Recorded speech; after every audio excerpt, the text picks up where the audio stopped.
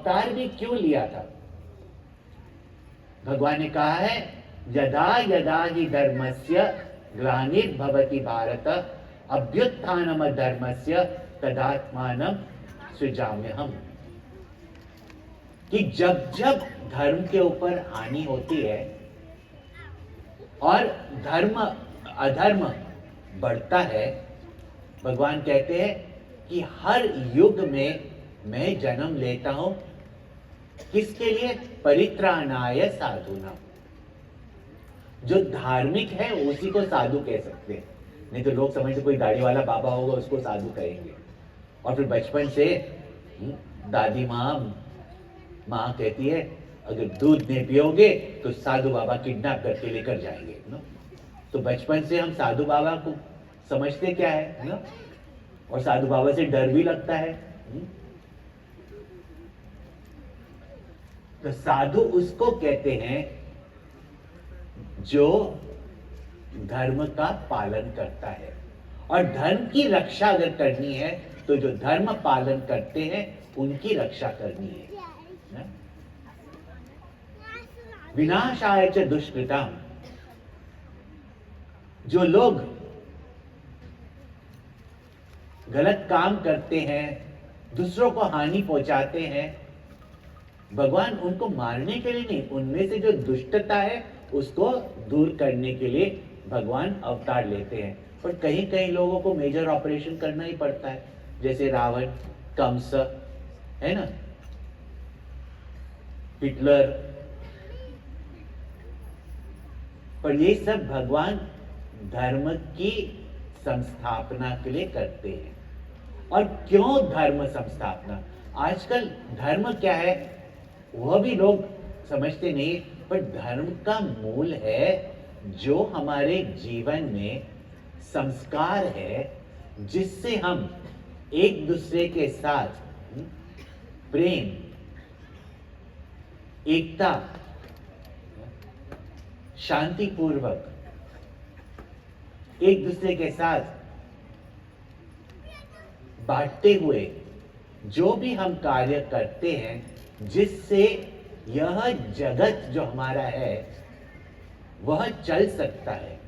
जब लोग स्वार्थी बन जाते हैं, जब लोग अपने स्वार्थ के लिए दूसरों की हानि करते हैं, तो ऐसे धर्म के वातावरण में तो कोई भी शांति के साथ जीवन नहीं जी सकता। श्री शंकराचार्य ने बड़ी सुंदर शब्दों में कहा है कि धर्म जहां अभ्युदय हो, यानी कि सबके लिए धन, घर, उसको बोलते हैं रोटी, कपड़ा, मकान,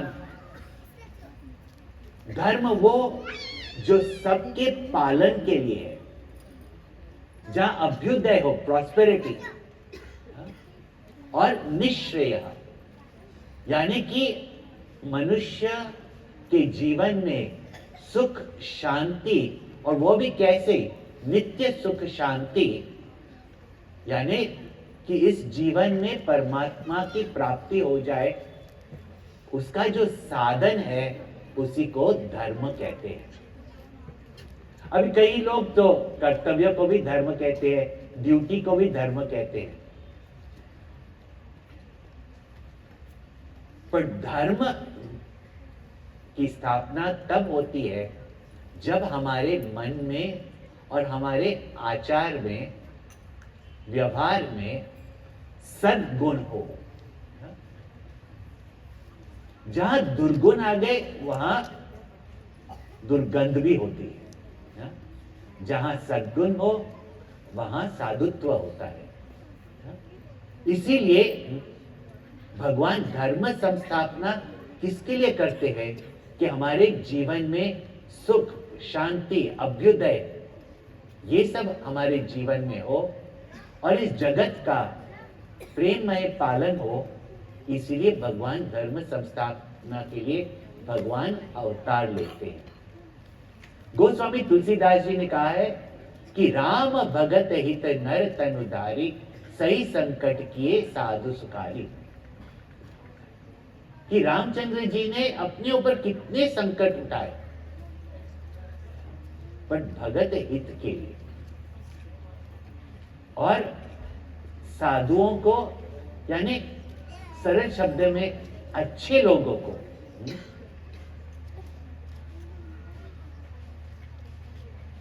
सुख देने के लिए भगवान ने अवतार लिया। अब कोई समझता है कि भगवान ने अवतार लिया रावण को मारने के लिए। जब भी जग में अत्याचार होता है तब भगवान अवतार लेते हैं इस दुष्टों को मारने के लिए।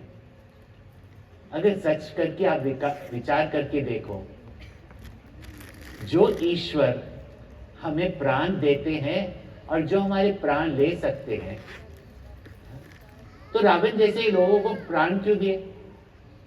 और अगर रावण ने इतना अत्याचार किया लोगों के ऊपर, तो भगवान तो उसके प्राण ही ले लेते थे, लेकिन उससे धर्म की स्थापना नहीं होती। अगर आप विचार करके देखो कि अगर कोई देश में भ्रष्टाचार या है, कोई भी करप्शन चल रहा है, ऐसे देश का जो लीडर है वो लीड कब कर सकता है? जब लोगों के हृदय में थोड़ा थोड़ा सा भी करप्शन हो तो वो कर सकता है। दूसरी बात ये कि अगर हम खुद अपने धर्म पालन के लिए, अपने अभ्युदय सुख शांति के लिए, जब दूसरों के ऊपर और हमारे ऊपर अत्याचार हो रहा है और हमें दबाया जा रहा है, अगर हमें वह शक्ति नहीं है कि हम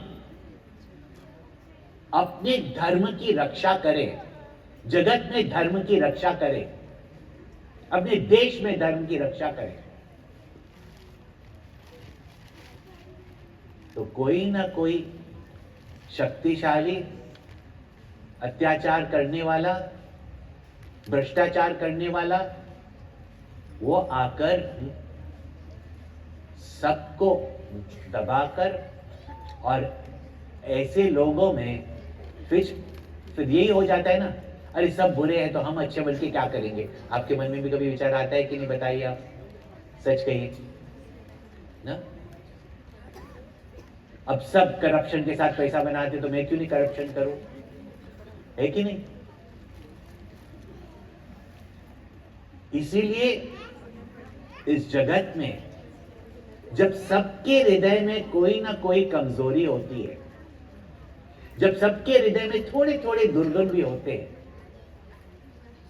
और उस दुर्गुण के कारण हम दुखी होते हैं, दूसरों को भी दुखी करते हैं, लेकिन उस दुर्गुण को अपने हृदय से नहीं दूर करके अपने जीवन में सद्गुण की निष्ठा करे, वो प्रयत्न नहीं होता। इसलिए भगवान ने ये लीला क्यों की? अयोध्या से निकल गए, क्या उनको पता नहीं था कि वो स्वर्ण हिरण है? वो स्वर्ण हिरण मायावी हिरण है। क्या भगवान नहीं जानते थे कि सीता जी कहां है? लेकिन जब हम सबको भगवान सेवा का अवसर देते हैं, तब उस शुभ कार्य में जो हमारी दुर्वासना है, दुर्गुण है, और प्रेरणा पाकर जो हम अपने जीवन में सद्गुण लाते हैं, तो धर्म की संसार में रक्षा होती है। इसलिए भगवान ने ये सेतु बनाया। उस सेतु बनाने के लिए वानर से लेकर, रीछ से लेकर, अनेक जानवरों से लेकर सबने प्रयत्न किया, क्योंकि यह लक्ष्य था कि जहां नारी का अपमान होता है वहां धर्म का पतन होता है। और उसके लिए अगर कोई लोग कुछ ना करे तो ऐसे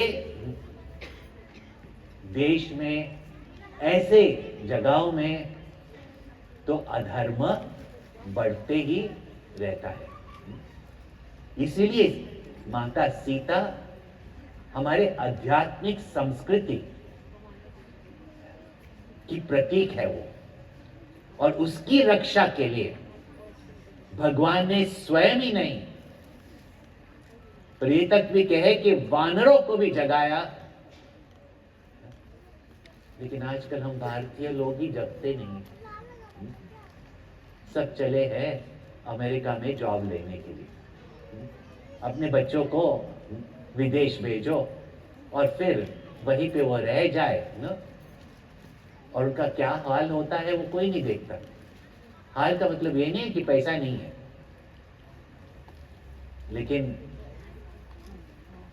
मनोदशा आजकल पूरी दुनिया में देखो,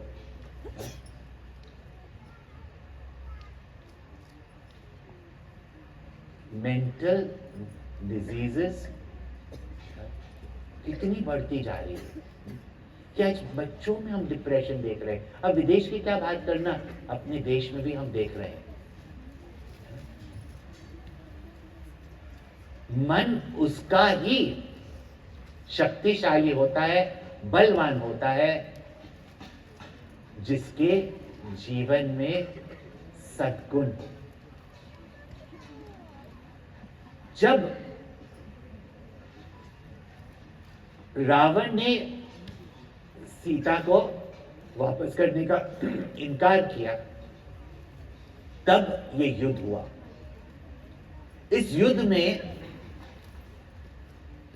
रावण के इतने बड़े बड़े योद्धा,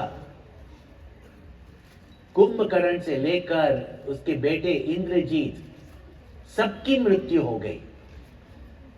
फिर भी ये रावण, जिसको कहते हैं त्रिलोक विजयी, जिसने तीनों लोक को जीता था, लेकिन अपने मन को नहीं जीता था, मन की कामनाओं को नहीं जीता था। तो देखो, सब ईश्वर कृपा से, शिव जी की कृपा से जो कुछ उसने प्राप्त किया था,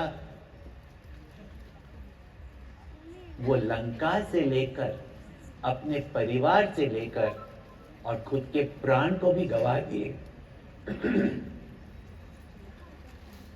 लेकिन उसने अपने अहंकार को नहीं छोड़ा, अपनी कामनाओं को नहीं छोड़ा। रामचंद्र जी के पास तो नहीं कोई राज है, नहीं कोई ताज है, नंगे पैर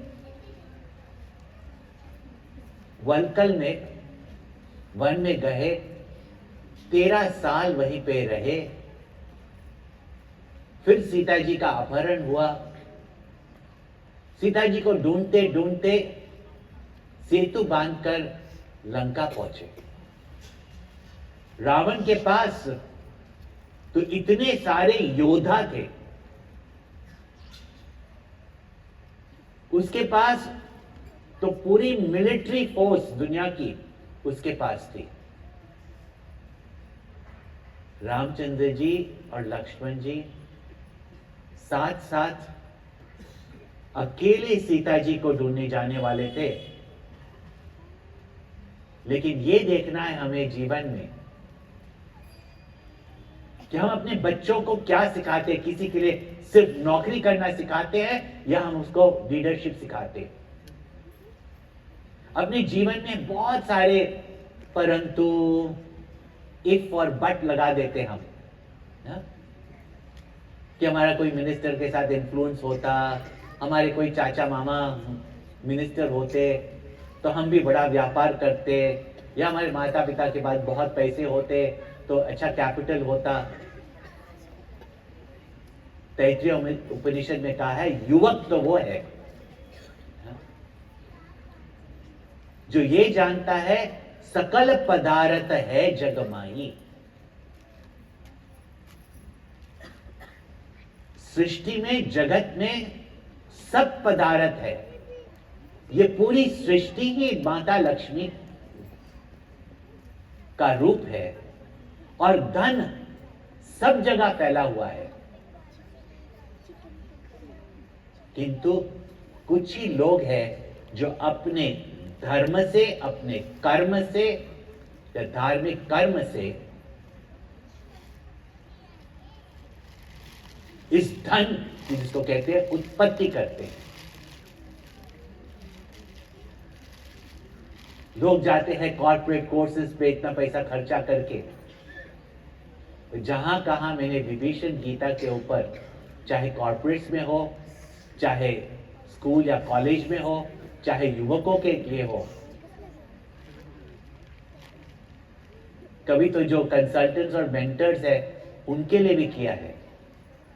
और सब कहते हैं there is no course on complete effective management for success जैसे कि ये विभीषण गीता।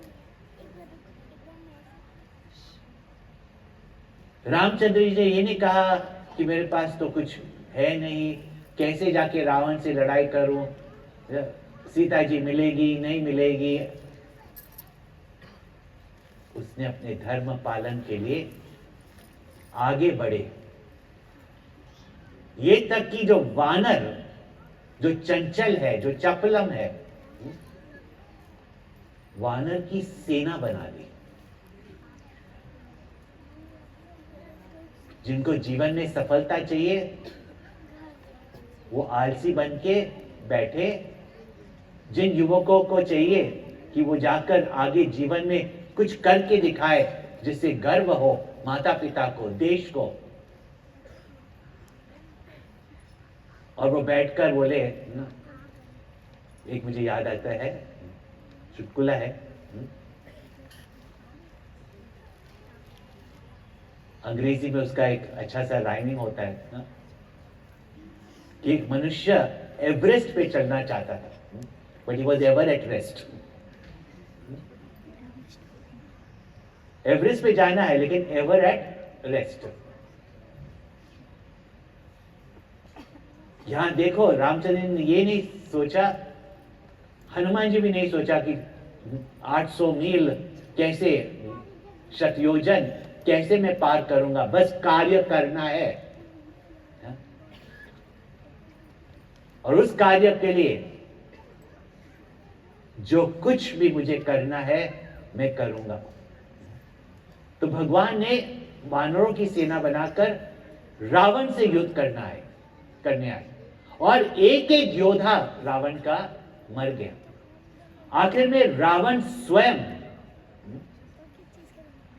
युद्ध मैदान में उतरे और जब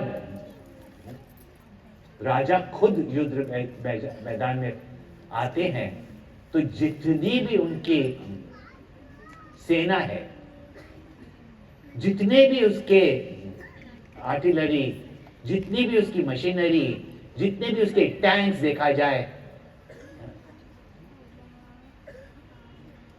जितने भी उसके आयुध, वेपन्स, वो सब अब रण मैदान में आ रहे हैं। विभीषण रावण के भाई है।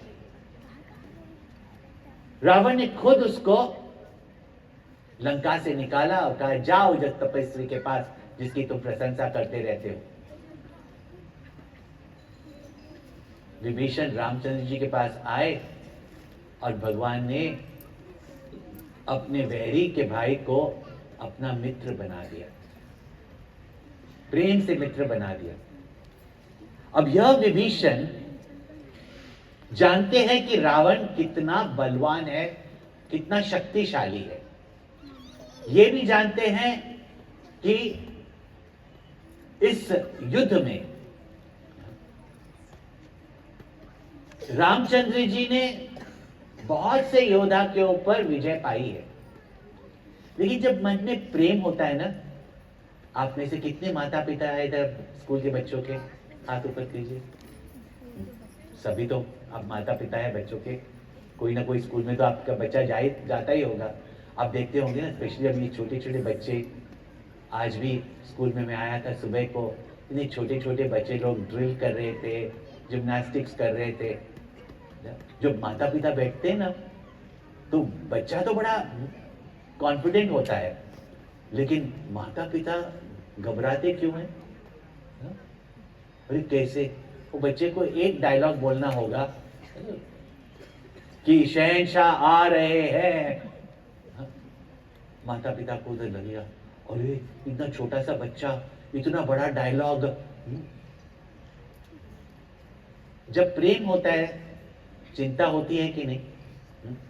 अब देखो, जब बच्चे स्कूल में एग्जाम देने जाते हैं, परीक्षा देने को जाते हैं, वो बच्चे तो बस उस रात को पढ़ेंगे भी नहीं, माता पिता को अधिक चिंता होती है कि नहीं?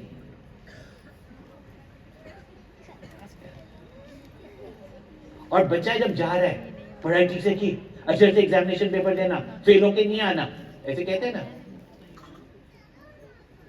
सच कहो तो अपने दुश्मन के साथ भी ऐसे नहीं करना चाहिए। जब कोई परीक्षा देने जाता है, जब कोई इंटरव्यू देने जाता है, जब कोई युद्ध मैदान में सैनिक जाता है, अगर आप उनके मन में संशय पैदा कर ले, उसके मन में अगर घबराहट आ जाए, भय आ जाए, तो बताइए वो ठीक से कर्म कर सकेगा कि नहीं? बताइए आप। बहुत से लोगों को पता नहीं महाभारत की कहानी, कि अर्जुन जैसे योद्धा, जिसने युधिष्ठिर को भी उपदेश दिया कि ये युद्ध हम धर्म के लिए करते हैं, हम अपने लिए नहीं करते हैं, और हम रोक नहीं सकते इस युद्ध को। अब कितनी साल हम इसको रोकेंगे, अब तो युद्ध करना ही है। ऐसे अर्जुन आकर उस समय इतने घबरा गए कि मृत्यु के ऊपर डरने लगे।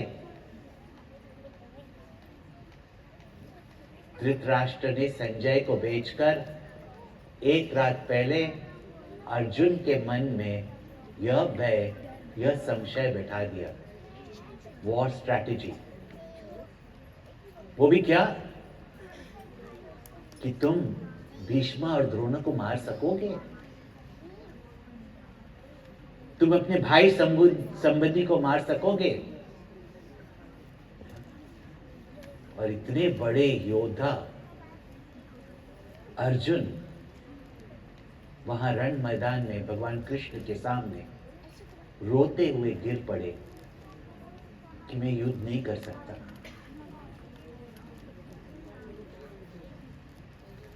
युद्ध की शुरुआत से पहले ही हार मानकर बैठ गए। इसीलिए जीवन में जब कोई अच्छा कार्य करने कोई जाता है, उसके मन में कोई संशय मत पैदा करना। इनफैक्ट अगर आप देखते होंगे, सुनते भी हैं कि हिंदी पिक्चरों में देखते भी होंगे कि जब कोई योद्धा से पृथ्वीराज चौहान या कोई ऐसे जा रहे हैं युद्ध में, उनकी पत्नी, उनकी माता उनके ऊपर विजय तिलक डाल के कहते हैं ना। माता कुंती ने भी कहा बच्चों से, तुमने शेरनी का दूध पिया है,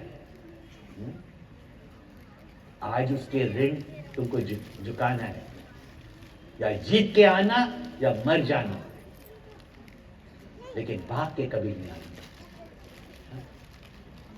ऐसे वरदान देकर उनको रण मैदान में भेजते थे। अब यहां देखो, विभीषण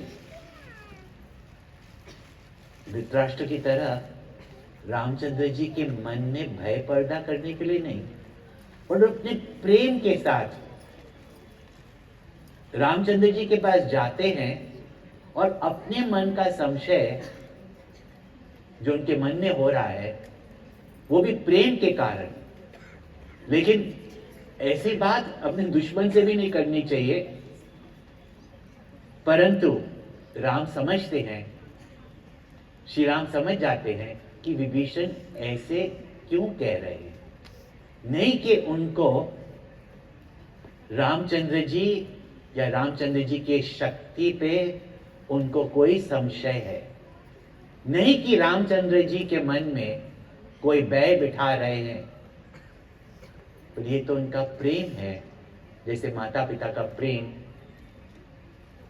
के साथ उनके मन में चिंता या कोई एंजाइटी हो जाती है, तो यह बड़ा सुंदर दृश्य है जहां से यह गीता शुरू होती है। गोस्वामी तुलसीदास जी ने, और अगर कल हो सके तो आप सब यह पुस्तक, छोटी सी पुस्तक है, आप बुक स्टॉल से लेकर कल आएंगे तो फिर साथ आप पढ़ भी सकेंगे। सो ये श्री रामचरित मानस में ये बहुत सुंदर प्रसंग है, अभी वो गाया जाएगा। आज आप सुनिए, कल से आप इसको दोहराएंगे भी। और कुछ सिर्फ 5 चौपाइयाँ और एक दोहा है जिसको अगर आपने याद कर लिया तो इतना है कि जीवन भर में, जब भी आपके जीवन में कोई कठिनाई आए, कोई संकट आए, या कोई बड़ा कार्य करना है और हृदय में, कभी भी आपके हृदय में कोई घबराहट हो रही है, या कभी भी धर्म क्या है अधर्म क्या है इसके ऊपर संशय होता है, बस इन 5 चौपाइयों को, 6 चौपाइयों को आप याद कर लो तो जीवन में आपका मार्गदर्शन उसी समय हो जाएगा। तो मैं अपने स्वामी जी को कहूंगा कि वो गाए, जिनको आता है और पुस्तक हाथ में है तो साथ में भी गा सकते। रावण रथी विरथ रघुबीरा, देखि विभीषण भयउ अधीरा। नाथ न रथ नहीं तन पद त्राना, एहि विध जितब वीर बलवाना। सुनहु सखा कहत निधाना, जेहि जय होई सो चंदन सौरज धीरज तीरथ चाका, सत्यशील दृढ़ ध्वजा पताका। बल विवेक दम परहित घोरे, क्षमा कृपा समतार जुझोरे। ईस भजनु सारथी सुजाना, विरति चर्म संतोष कृपाना। रावण रथी विरथ रघुबीरा। विभीषण जब देखते हैं कि रावण अपने रथ पे, अब रथ अभी हम लोग क्या समझते हैं ना, रथ जैसे क्या हम घोड़ी गाड़ी को समझते हैं रथ, लेकिन जो रावण का रथ है, आज आप कह सकते हैं it is the most sophisticated war machine. तो रावण रथी विरथ रघुवीरा, रामचंद्र जी के पास कोई रथ नहीं है, यानी रावण तेजी से इधर उधर जा सकता है, उसकी रक्षा के लिए उसके घोड़े हैं, उसका रथ है, उसके सारथी है, लेकिन रामचंद्र जी तो नंगे पैर जमीन पे खड़े हुए। अगर रथ ही उसके ऊपर चढ़ के आ जाए तो उसको रोनते हुए चले जा सकती है रथ, राम को लड़ाई भी नहीं करनी पड़ेगी। तो रावण रथी विरथ रघुवीरा, देखी विभीषण भयहु अधीरा, कि यह देखकर विभीषण का मन विचलित हो गया। गोस्वामी तुलसीदास जी कहते हैं, अधिक प्रीति मन बा संदेह, कि उसके मन में संदेह क्यों हुआ, वो अधिक प्रीति। जब किसी से बहुत प्रेम होता है ना, तो भले कितना ही बलशाली हो, लेकिन मन में संदेह होता है ये जीत सकेगा कि नहीं। अब बच्चों ने, आपके आने से पहले बच्चों ने बहुत बहुत सुंदर भजन गाया कि जब रामचंद्र जी स्वयंवर के मंच पर जब उठे और जाकर उन्होंने धनुष को उठाया और वो धनुष टूट गया,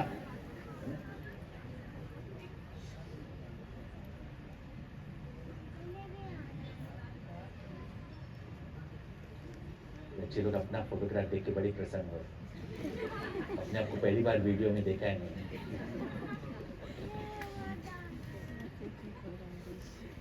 तो जब रामचंद्र जी चल रहे थे तो जितनी भी जनकपुरी की माताएं थी वो घबरा रही थी, क्या जनक महाराज ने क्या किया, इतना कोमल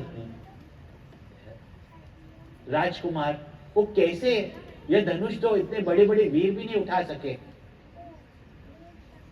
लेकिन कई लोग ने इनसे कहा कि देखो एक चिंगारी बहुत छोटी होती है, लेकिन जब वो ज्वाला बन जाती है तो पूरे वन को जला सकती है।